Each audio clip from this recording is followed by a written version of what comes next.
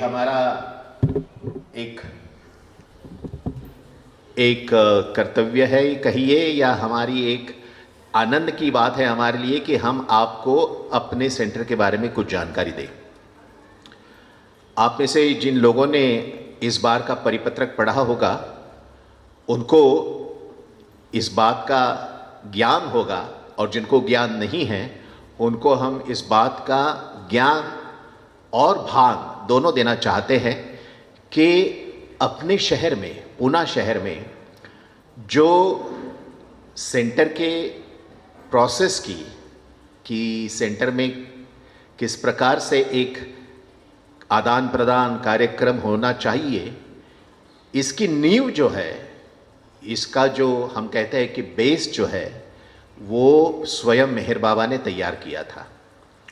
और ये हम किस लिए कह रहे हैं कि बाबा जान ने चुंबन देने के बाद में बाबा को जो भी उन्मनी अवस्था प्राप्त हो चुकी थी, तो उस अवस्था में बाबा ने कई बातें की।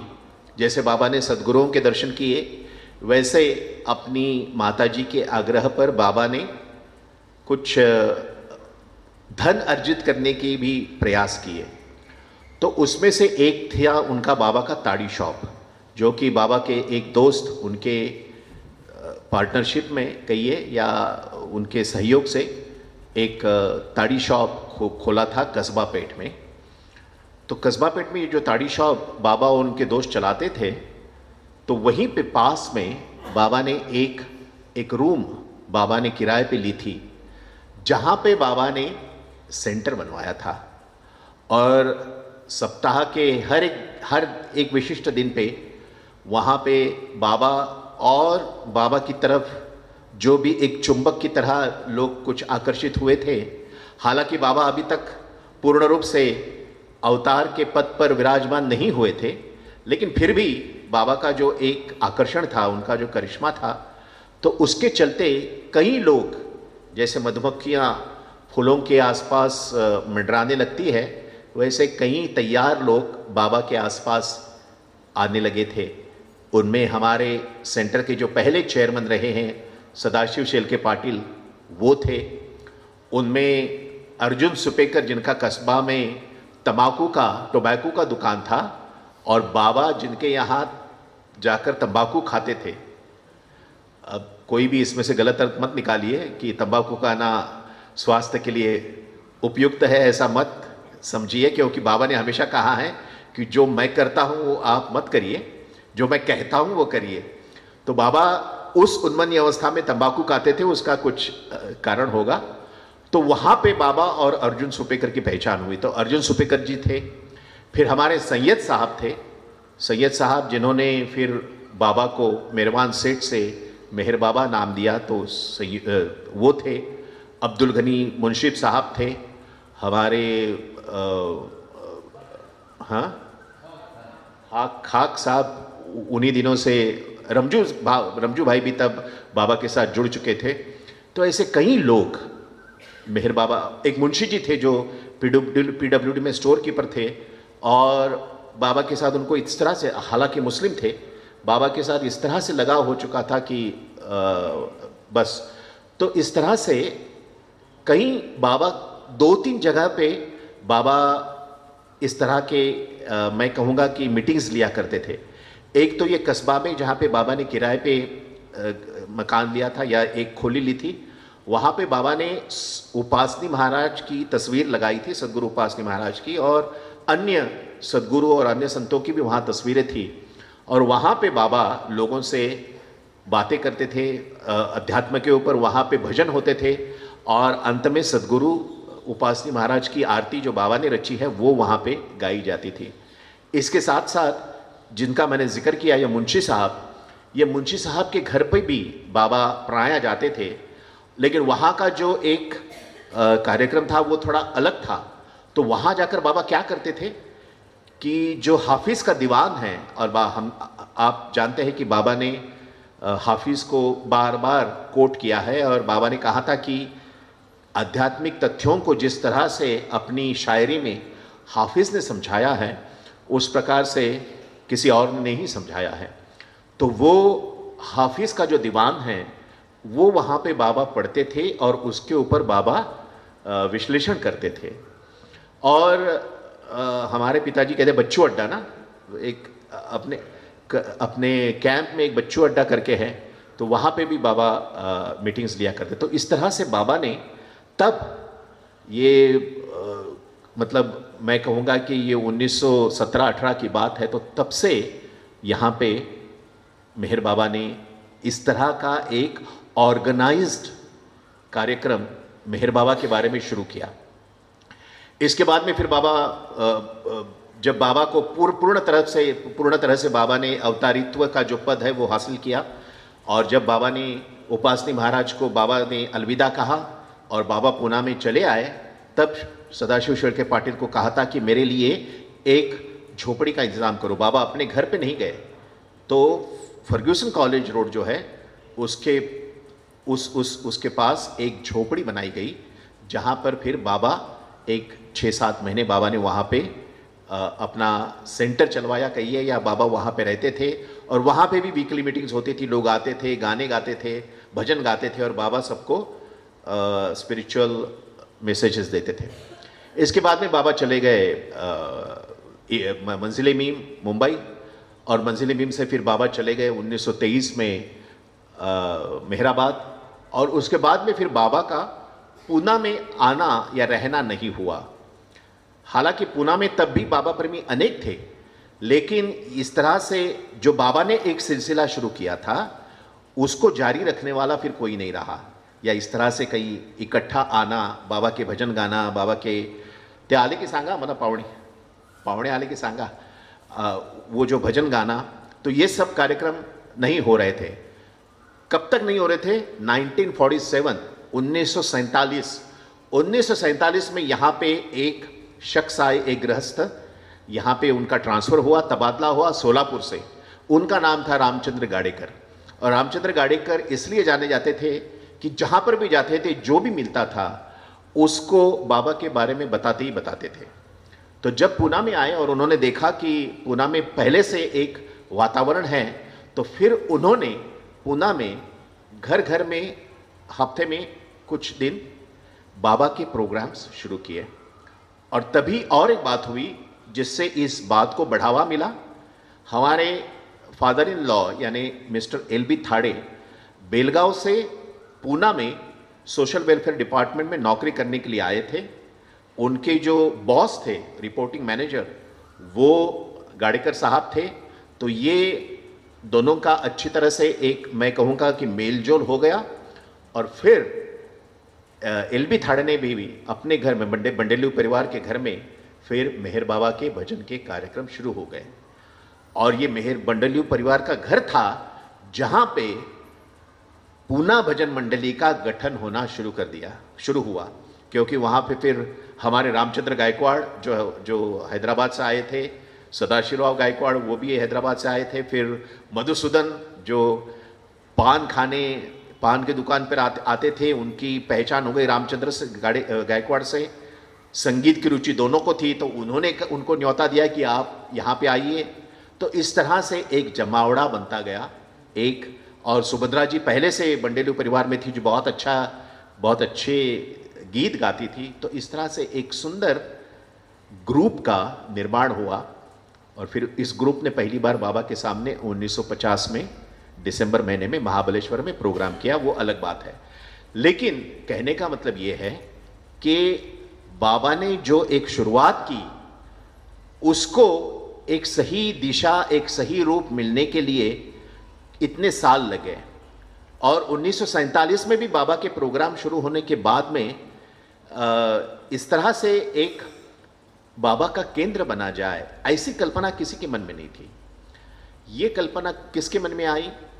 तो एक केरला से एक कोई व्यक्ति यहाँ पे आई, जो कि दूसरे महायुद्ध में शरीक हो चुकी थी, और उन्होंने अपनी आर्मी की नौकरी छोड़ दी थी। एक आर्मी में जैसे आप रिटायरमेंट ले सकते हैं किसी विशिष्ट वर्ष होने के बाद में, तो उन्होंने आर्मी की नौकरी छोड़कर पुणे में MES में नौकरी पकड़ ली थी।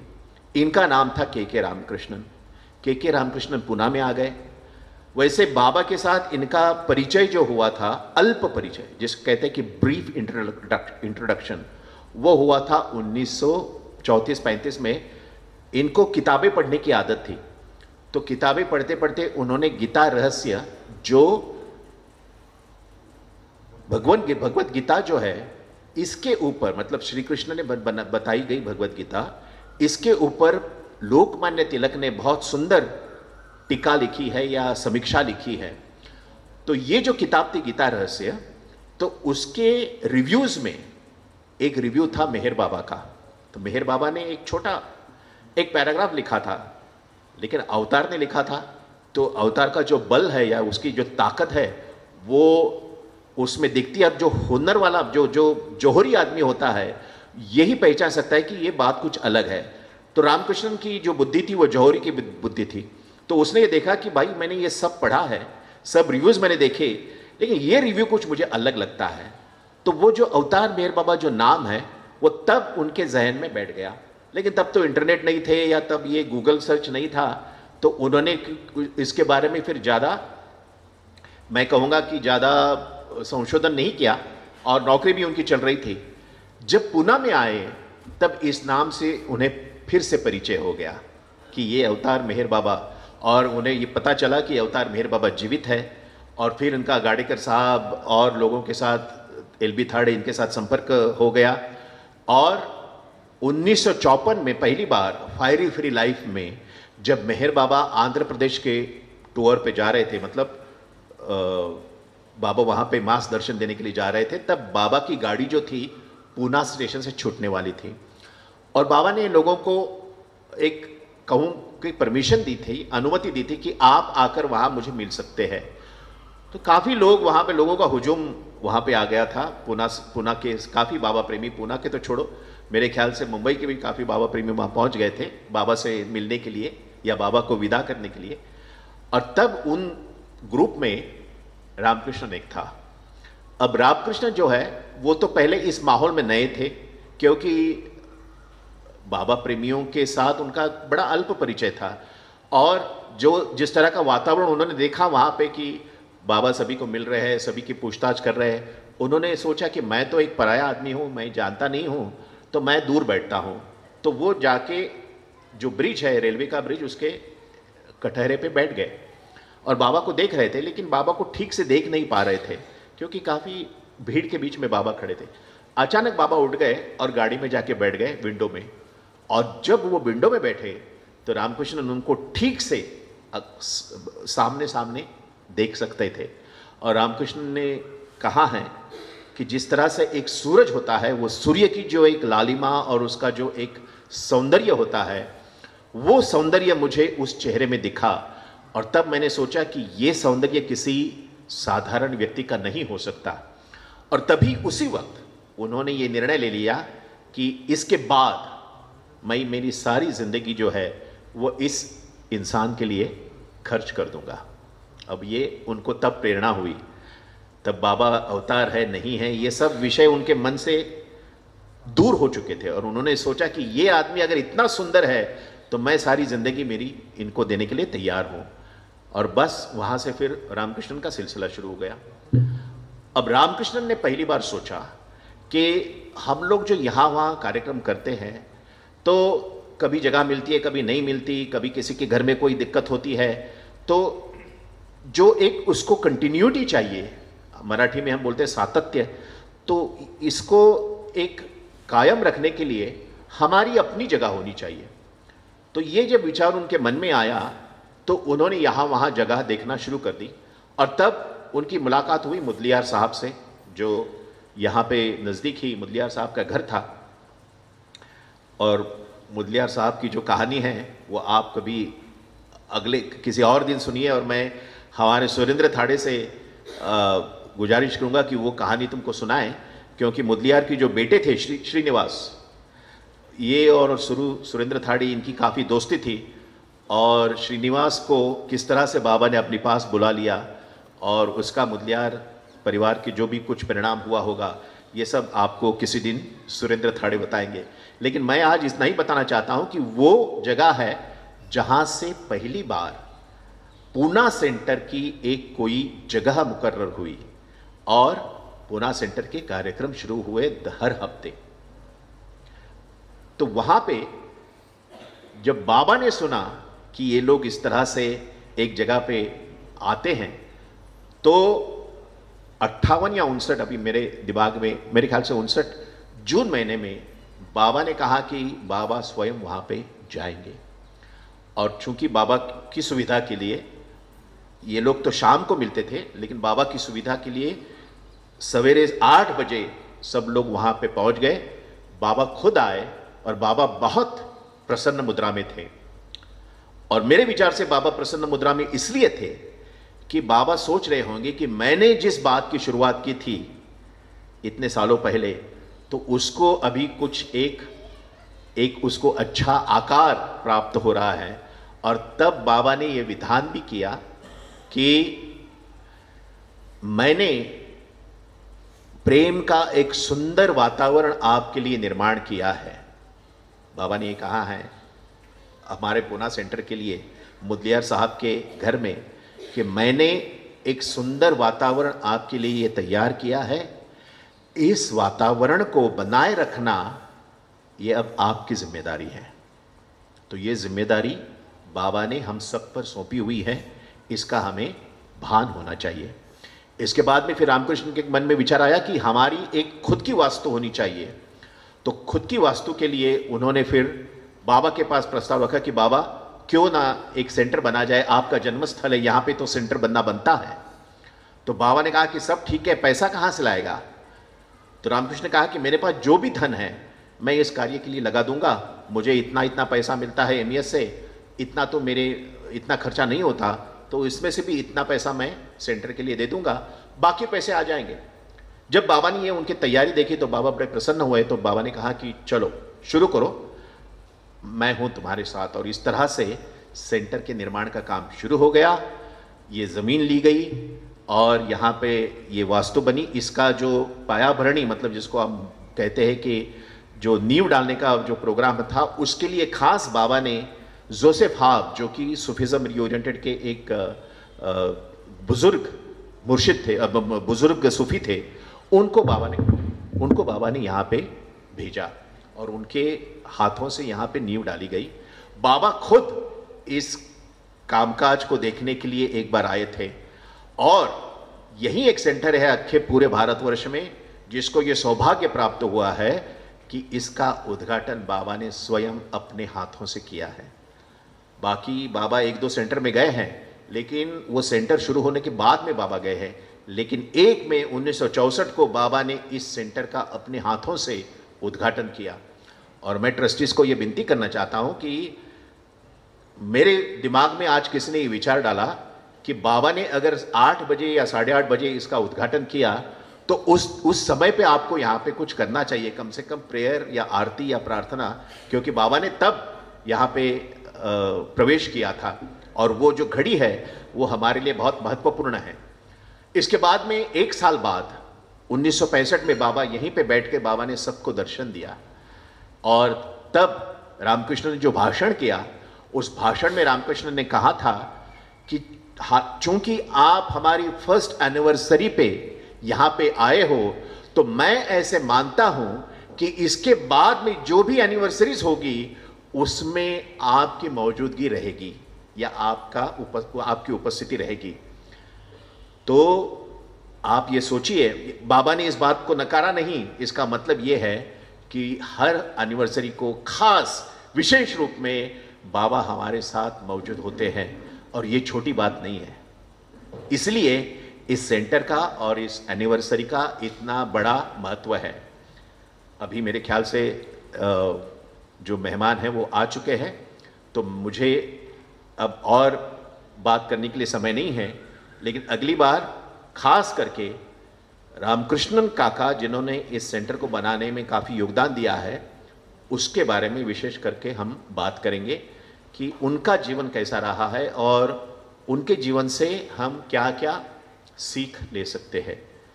अवतार मेहर बाबा की जय।